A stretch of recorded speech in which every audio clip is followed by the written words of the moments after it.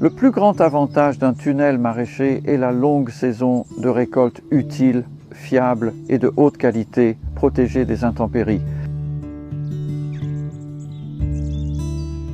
Optimisez votre tunnel maraîcher, il prolonge la saison de récolte. Je pense que beaucoup supposeraient qu'on est maintenant fin avril. Et voilà, installons un tunnel. On peut cultiver des tomates extraordinaires, ce que vous pouvez tout à fait faire. Et le tunnel protège de la pluie, donc elles n'attrapent pas le mildiou. Mais vous pouvez aussi faire beaucoup de choses toute l'année. Voici donc quelques options que je vous montre pour les tailles et les types. Faites attention. Je vous recommanderais de ne pas acheter le modèle le plus léger et le moins cher, car même s'il semble être une bonne affaire, j'ai entendu de nombreuses fois qu'ils ont été montés avec pas mal de temps nécessaire, puis qu'ils se sont simplement effondrés avec le vent. Il est ici depuis 3 ans. Il vient de First Tunnels, l'une des rares entreprises à fabriquer de bons produits. Solide et durable, il résiste au fort vent malgré notre exposition. Il reste immobile. Il est très stable.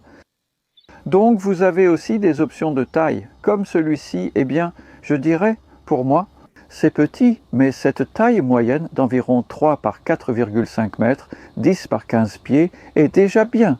Et je pense que pour la plupart des familles, si vous mangez beaucoup de légumes, vous tirerez vraiment un bon profit d'un potager de cette taille. J'en ai aussi un plus grand, qui est de taille commerciale, 18 par 42 pieds, soit environ 5 mètres et demi par 13 mètres et demi. Celui-là a coûté seulement 2 fois plus cher, mais il a une surface 4 fois supérieure. Pour vous donner une idée, plus vous augmentez l'échelle, plus vous obtenez de valeur. Je vous conseille généralement de ne pas réduire l'échelle, parce que toutes les personnes que je connais qui ont pris un tunnel plus petit que celui-ci regrettent de ne pas en avoir choisi un peu plus grand. Voyons les options de culture tout au long de l'année. Ce que nous voyons ici, ce sont des plantes qui sont déjà en terre depuis 6 mois. Et elles ont même été semées 1 mois avant cela. Elles ont donc été semées en septembre, puis repiquées à la mi-octobre, après que nous ayons terminé les cultures d'été. C'est un changement rapide car on veut planter avant qu'il ne fasse trop sombre ou trop frais pour que les plantes s'établissent bien.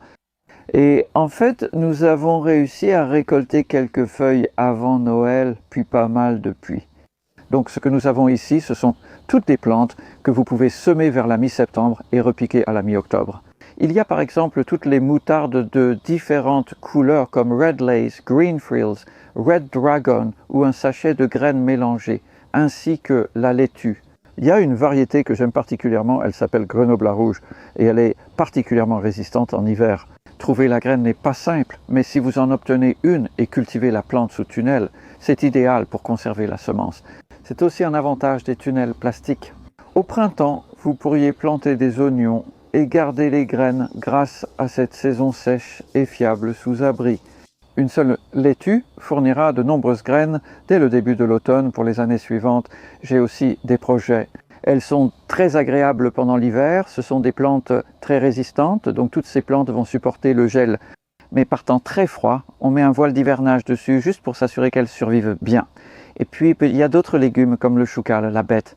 Tous deux sont agréables en hiver. Épinards, cerfeuil, pourpier d'hiver, roquettes, de nombreuses options résistent bien. Presque toutes ces plantes commencent à monter en fleurs et cela signifie qu'elles ne produiront plus très longtemps maintenant. Et en fait, nous faisons la transition vers l'été à la mi-mai. Comme l'espace sous serre tunnel est très efficace pour faire pousser des choses, je cherche toujours à réduire le temps nécessaire pour les gérer et c'est un grand avantage. C'est une porte que nous fabriquons juste en bas pour empêcher les animaux d'entrer, surtout les lapins. Mais cela signifie que je peux laisser les portes principales ouvertes tout le temps. En fait, je ne les ferme qu'en cas de vent extrême, environ 2 fois par an, parce que les portes ne gardent pas vraiment la chaleur, même si on les ferme. Un tunnel plastique n'est qu'une fine couche de plastique, et là, vous savez, la chaleur s'en échappe très facilement. Parfois, en hiver, il fait plus froid ici pendant une nuit calme ou légèrement venteuse. Il fait plus froid ici qu'à l'extérieur, donc tout ce qui se trouve ici résiste au gel pendant l'hiver.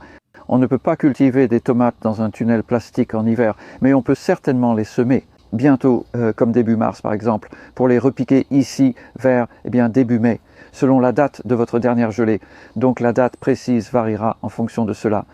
Et c'est au début du mois de mai que nous faisons la gestion du sol de l'année, ce qui, sans creuser, c'est juste mettre du compost en surface, environ 50 de plus que dans le jardin principal, en raison de la grande valeur et du volume élevé des cultures.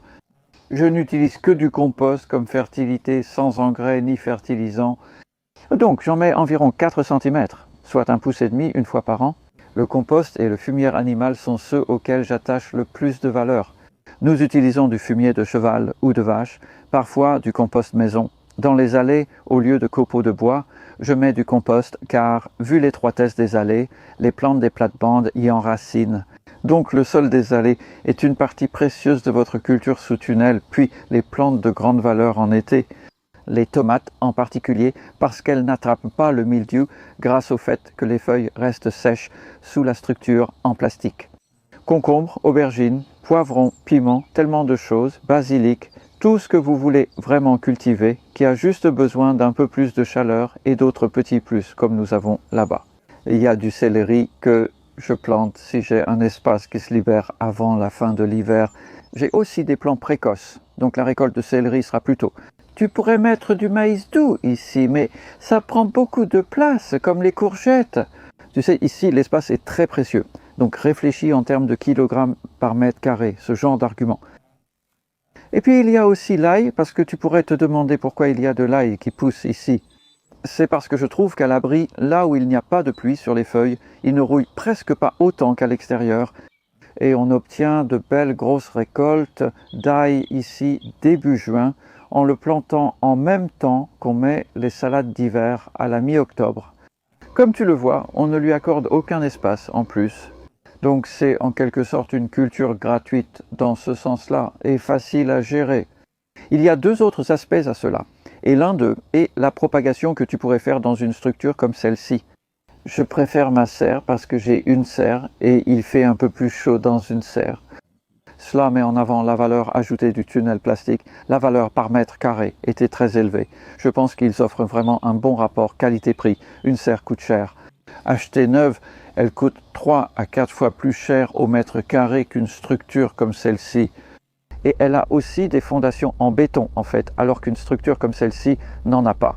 Elle est simplement posée sur le sol, maintenue en place par des plaques d'ancrage. Tout est dans le sol, il n'y a pas de béton ici. Le plastique d'un tunnel maraîcher est un petit inconvénient. Combien de temps va-t-il durer?